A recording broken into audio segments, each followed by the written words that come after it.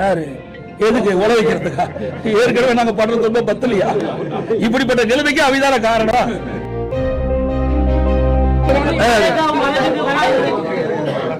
அதாவது நாங்களாம் நீங்க தான் தவறான செய்தி வெளியிட்டு இருக்கிறீங்க. இது ஊடக நபர்களும் பத்திரிகைகளும் இந்த நேரத்தில் கேட்கிறேன். அனைத்து இந்திய அண்ணா திராவிட முன்னேற்றங்களும் தாவேகாவோட கூட்டணி நாங்கள் பேச்சுவார்த்தை இதுவரைக்கும் நடத்தல. அதே மாதிரி தாவேகா அண்ணா திமுக கட்சியோட கூட்டணி பேச்சுவார்த்தை நடத்தல. நீங்களா ஒரு யோகத்தை பண்ணிக்கிட்டு, நீங்களா ஒரு கற்பனை பண்ணிக்கிட்டு நீங்க வந்து செய்தி வெளியிட்டீங்களா? பொறுப்பு நாங்கள் அல்ல. அதோட ஒரு இடத்துல இன்றைக்கு 2-3 இடத்துல பார்த்தோம். கரூர் சம்பவத்துக்கு பிறகு 2-3 இடத்துல இன்றைக்கு தாவேகா கட்சி சேர்ந்த அந்த தொண்டர்கள் எங்கள் கூட்டத்தில் கொடி பிடிச்சாங்க. அப்போ நம்ம ஆரவாரமாக இருந்தாங்க.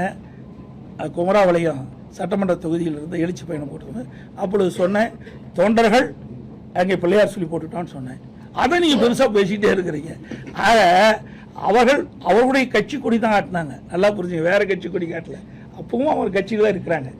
ஆக அந்தந்த கட்சி தலைவர் எடுக்கிற முடிவுதான ஒழிய நாங்கள் இதுவரை நாங்களும் அவரோட பேச்சுவார்த்தை நடத்தலை, தாவாக்கோட பேச்சுவார்த்தை, தாவாக கட்சியும் அண்ணா திமுக பேச்சுவார்த்தை நடத்தவில்லை என்பதை நேரத்தில் தெரிவிச்சு.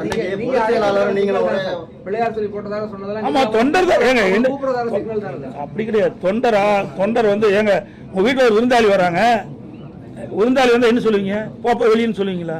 என்னங்க இது? ஒரு மனிதாபிமானம் வேண்டாம்.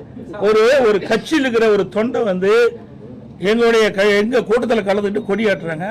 அப்ப இதுல என்ன தவறு? சுண்டலை பற்றி தான் சொன்னேன்.